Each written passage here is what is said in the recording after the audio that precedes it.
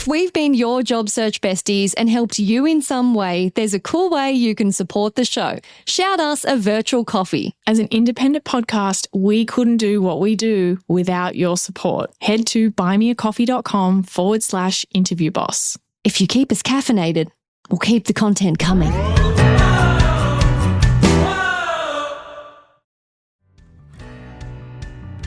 The interview panel commented amongst themselves how, they were impressed off the bat. Obviously he was the right person for the job because he's already got a notebook. That's half the problem. They were flabbergasted. They're like, this is a good start.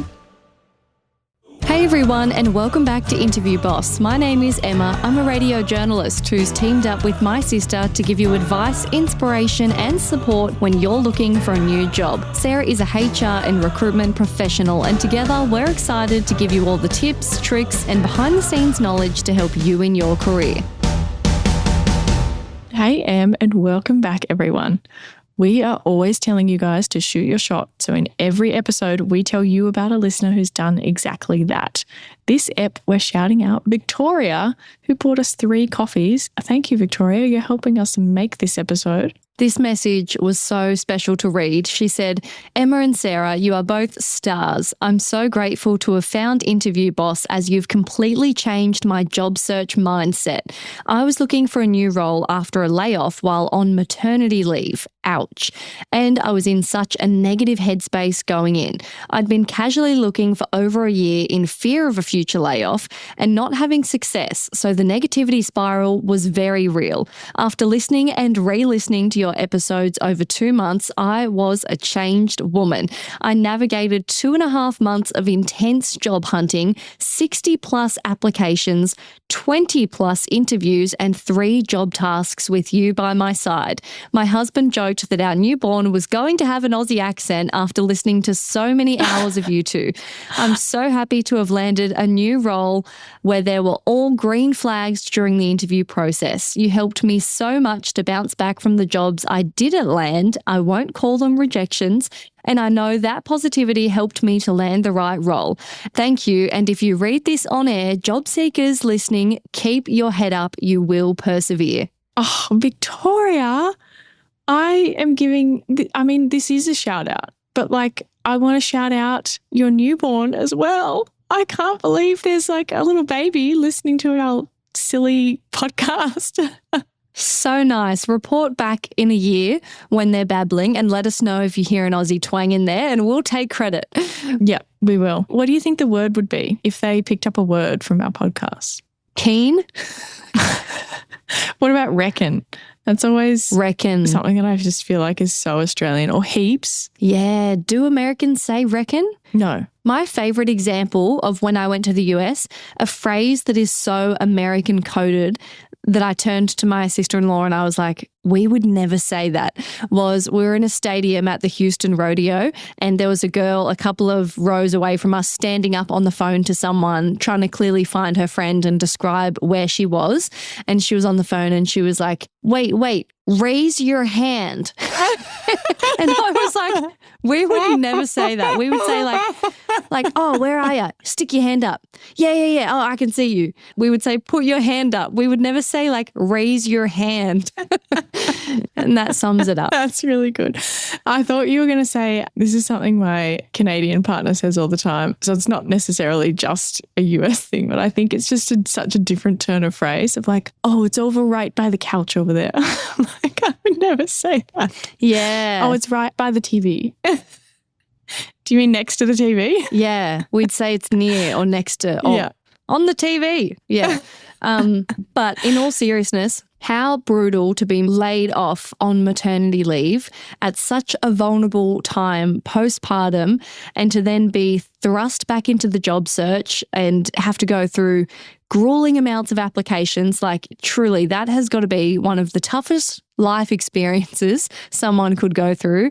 And mindset plays such a big role. And Victoria experienced this firsthand. She did. And sadly, I think it's actually not that rare to go through something like that, to have your role made redundant while you're off on leave. I've heard a lot of stories like that. And good on you, Victoria. We are so, so, so proud. And listen to her advice, everyone. Keep your head up. You've got this. Yes, before we get into this episode, if you need more help than we can fit in a podcast, go check out our website for free templates, coaching services, and our interview academy.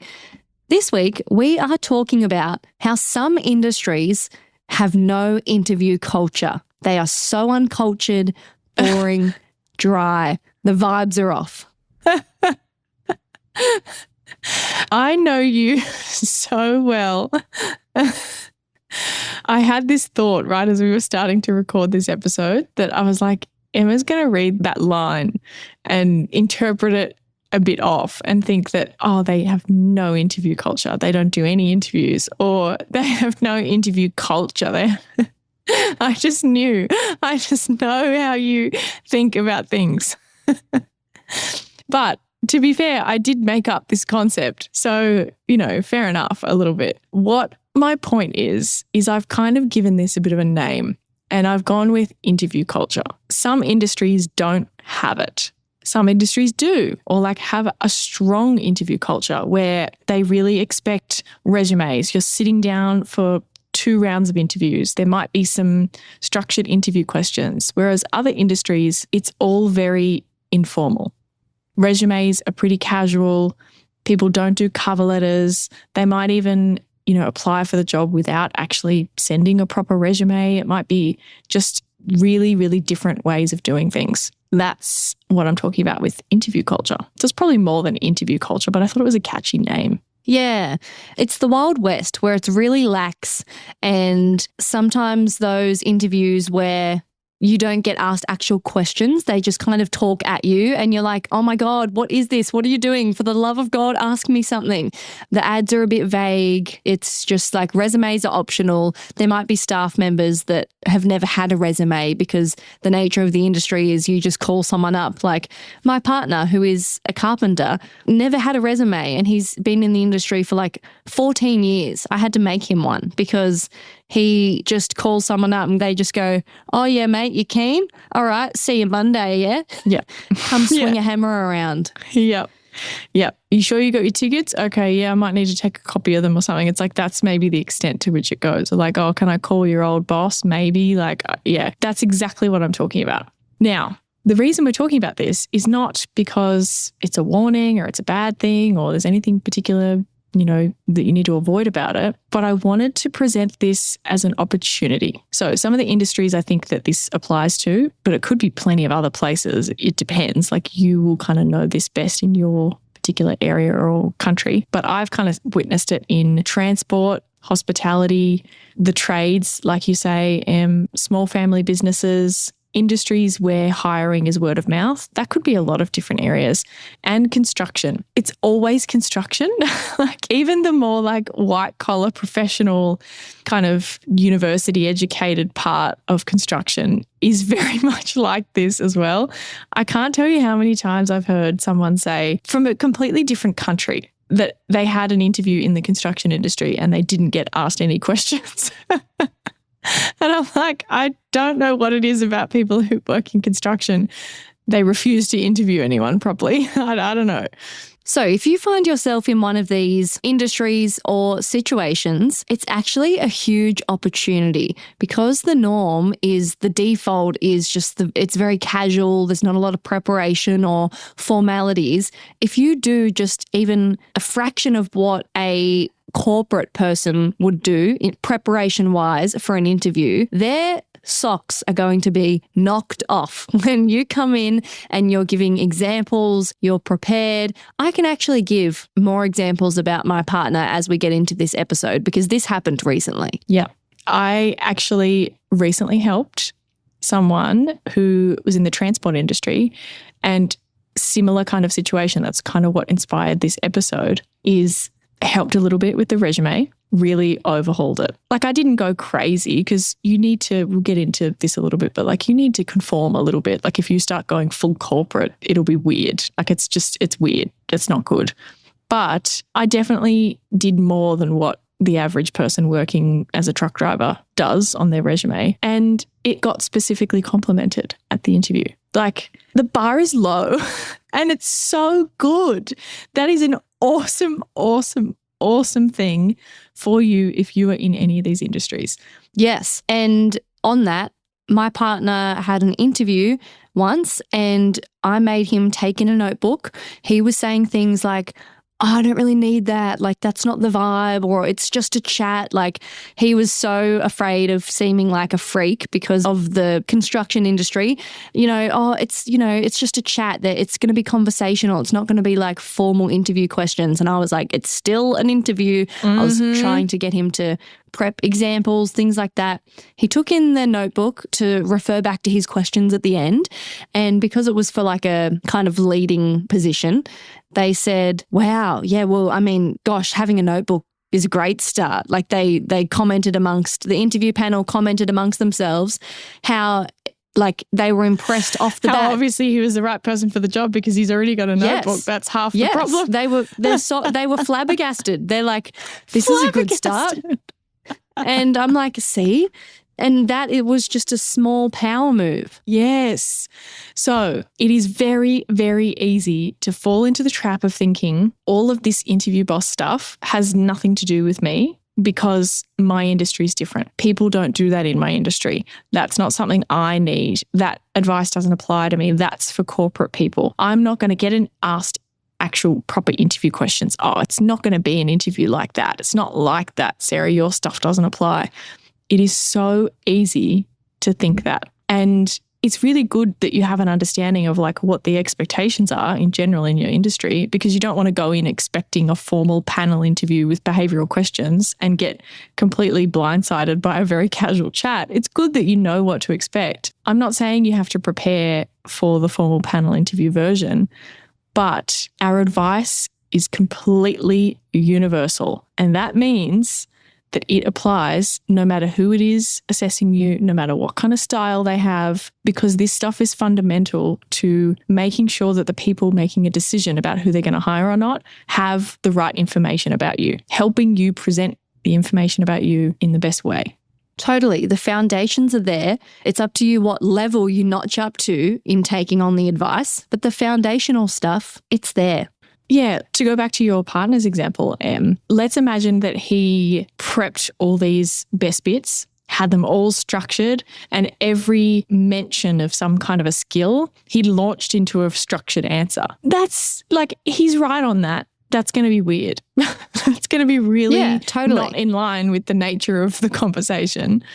And it won't be a good thing. It'll actually work the other way. But having the notebook, having your questions prepped at the end, doing a little bit of prep on what you're going to say about, hey, what have you been doing and why are you leaving or whatever. It may not be, as long as what you would do in a corporate environment. It may not be as even structured. You might have not even practiced as much, but having thought of what you were going to say, it may not look any different. It may not look like you've even prepared that much. It's kind of like a secret behind the scenes thing. You just look like you did a really great job off the cuff.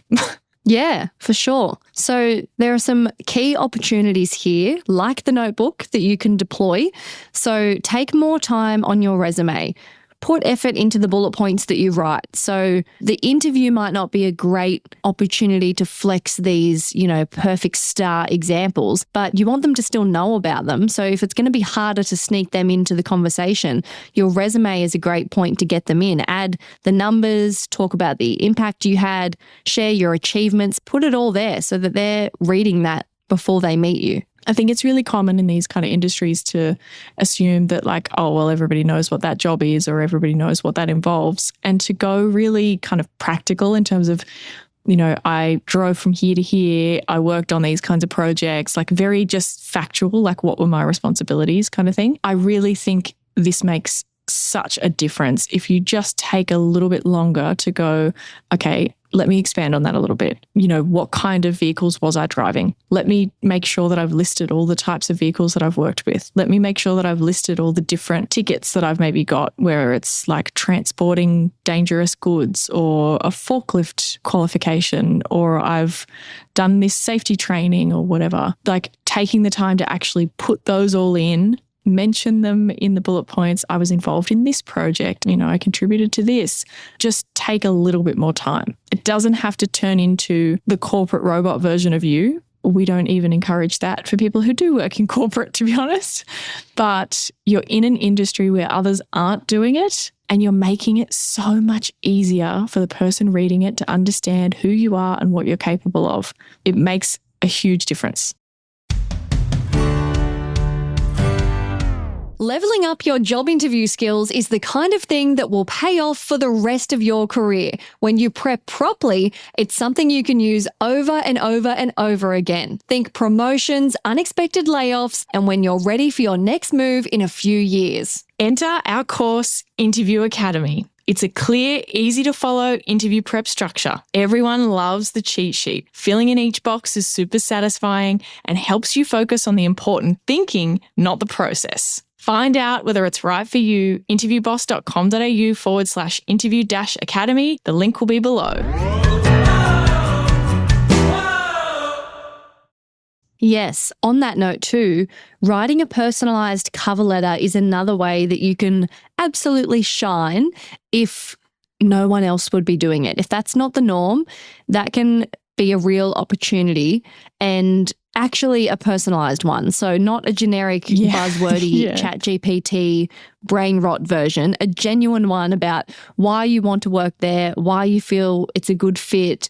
That can really set you apart. When people are applying for jobs and they kind of have that feeling like, I just wish I could sit down with someone and I could just explain, what I've done, and like if they would give me a chance. That's your cover letter. I think it really can be. Like, that's your chance to say, I've just moved here. Like, I've got a young family. I'm really keen to work. I'm up for all the overtime. Like, write that. Write that in your cover letter. If we're going to do this, though, we're doing it right. Like Emma said, skip the generic version. If you're like, hey, cover letter's absolutely not cool, I'm super embarrassed not doing a cover letter, fine, don't do one. But don't go halfway. Like, do the cover letter being like, I'm going to give them more information about me, I'm going to do this properly, or just do none and pick something else where you're going to put in a bit more effort or take this opportunity. Yes. And prep some stories for your casual interviews. This can just be a bullet point list. Like, you don't need to go full corporate star response, but specific examples that you can sprinkle in, and you can work them into the casual conversation. Oh yeah, I did that once when I was working on this job and this part happened. This was the challenge. Here's what I did. Very informal. It just helps you make sure that you've had an overview before you're going into that interview. If it is a casual chat, it is so easy to get caught off guard by that. They are still making a decision. They are still trying to work out if you're someone that they want to work with, even if this is a coffee, even if it's a walk around the job site. Like, it's your opportunity to see something and go, oh, is that so-and-so, contractor over there? Oh yeah, I worked with them on this job. It was actually blah, blah, blah, blah, blah. Like, you're just dropping in a bit of a fact about it. If you hadn't have, sat down and gone over, here's all the things that I've done. Oh wow, I forgot about that. Like, oh yeah, that's right, I did that with them too. You won't have those facts and those bits of information as easily available to you to drop into the conversation. It makes a massive, massive difference. I made my partner do this in the brainstorming beforehand. I was like, come on, let's think about all your achievements. And there was this one time where he was running a job and it was like a multi-million-dollar job. They were using materials that were like imported from Italy, that you can't just go down to the local tile shop and get more. The client changed the way they wanted to do something, which meant the quantity that they ordered wasn't suffice because they changed their whole vision midway through. The tiler was in the middle of the job and needed more tiles.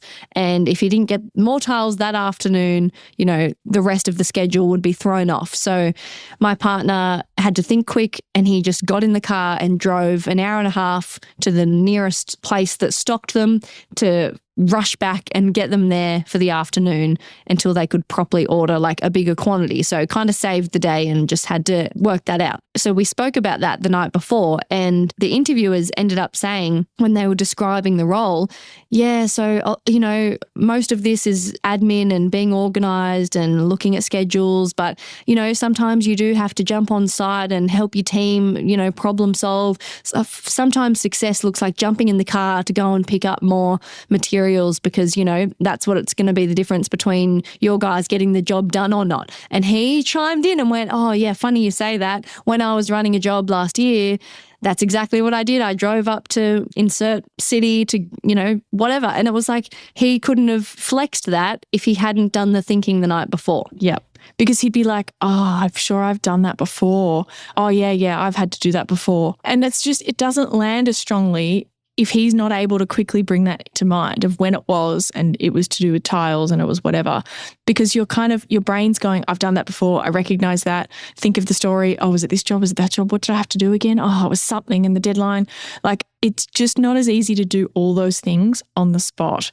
If you do the prep work and the brainstorming beforehand, it's going to make such a difference, even if you're not launching into a whole, here's the situation, here's what I did, here's the result. He's just going, oh yeah, I absolutely did that once. I had to get tiles from XYZ town. That's enough. But you wouldn't have been able to do that as well if it wasn't for the brainstorming and the prep. For sure.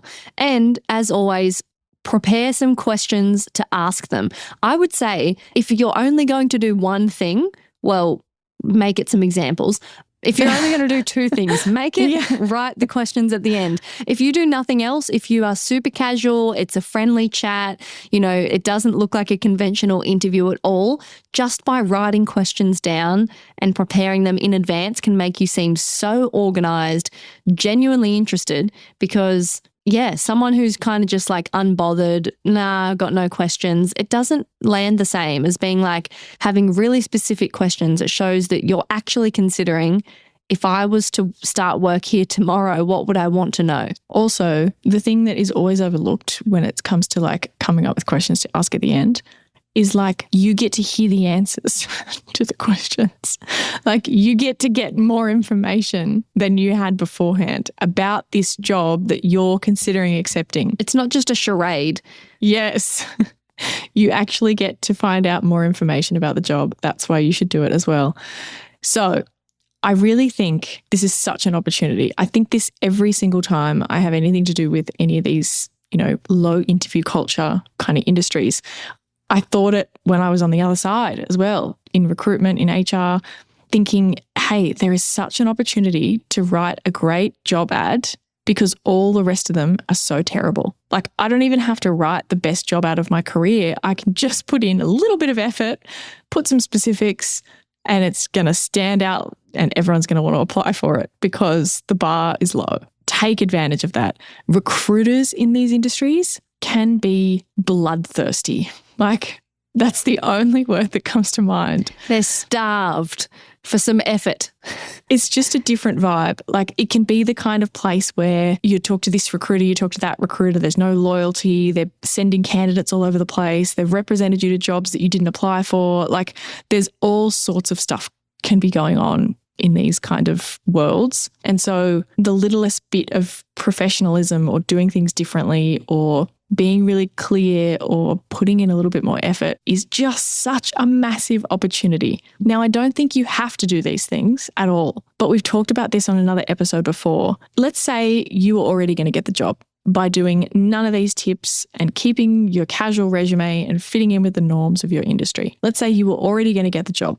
I think there's still an incredible benefit to putting in a little bit more effort in some of these places. Imagine they are so excited to hire you. They are going to put you on the best job that they have. They're going to make sure that someone really good trains you. They're going to make sure that they don't forget that you're starting. They might offer you more money. Like, there's so many other benefits of doing well in this process and being the standout option. Maybe it means that you get 2 offers and you've got a backup in case something happens with the first one and the contract doesn't get sent through, the role disappears or whatever. You want options. You want to be that person that they have to have. It'll pay off, absolutely. So if you're listening to this, you might not be able to relate. You might be in the corporate world where all of this is very much the norm, but stay with us. You don't need to do more. I don't want people listening to this thinking that this is some like, here's how to stand out or here's the secret or whatever. It's not about that. We don't talk about standing out. That's not the goal. It's just that you're able to make such an impact on how well you communicate yourself by doing some of these more professional type things in an industry where that's not normal. You come across as, wow, you've got lots of skills compared to someone who doesn't give as much detail in their answers. You come across as, wow, look at all the things you've done on your resume compared to someone who doesn't add as much detail. It's not like a standing out thing. It's just you're more effectively communicating.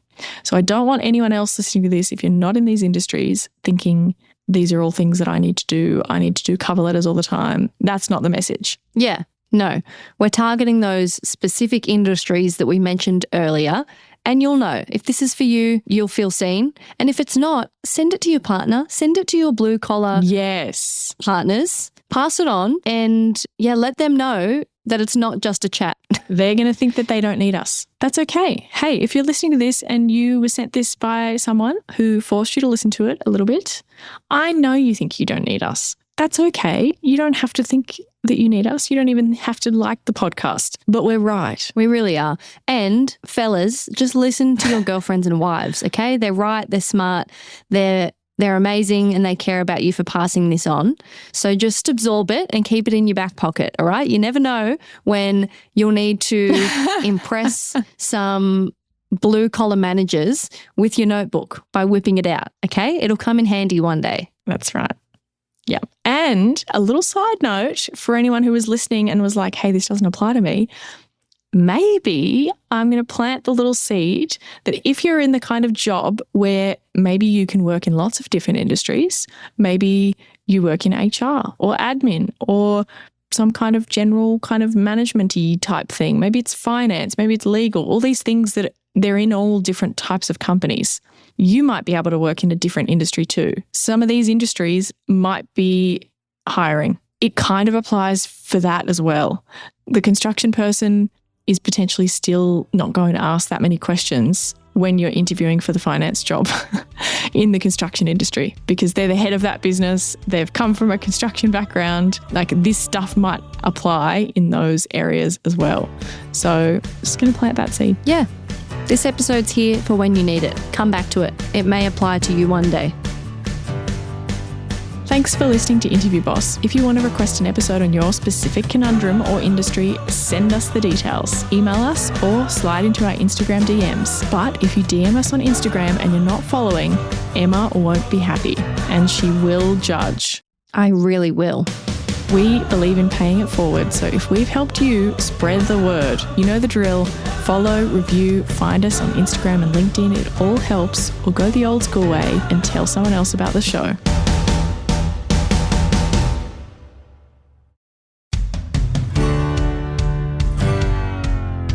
Can you believe we started Interview Boss in 2021? Not really. It's insane. That's a lot of episodes and a lot of hours of talking. Oh my gosh, it is. And if you're scrolling through all of our episodes, you might scroll straight past something that you really, really needed. Yes, we're always getting messages from people asking us to do an episode on something, and I'm like, we already have. So we've put together playlists to help you find the episodes that are exactly what you need, suited to your situation. They're all categorized. If you're applying for jobs, we have episodes about resumes, cover letters, job ads. If you've been offered your dream job, we have episodes on resigning, exit interviews, and how to impress at your new company. And we even have a very special playlist that's very popular for if you have an interview coming up immediately and you need just our most recommended hard-hitting episodes between now and then. For all our last-minute listeners. It's all there for you. You can browse by category and check out all the playlists at interviewboss.com.au/podcast.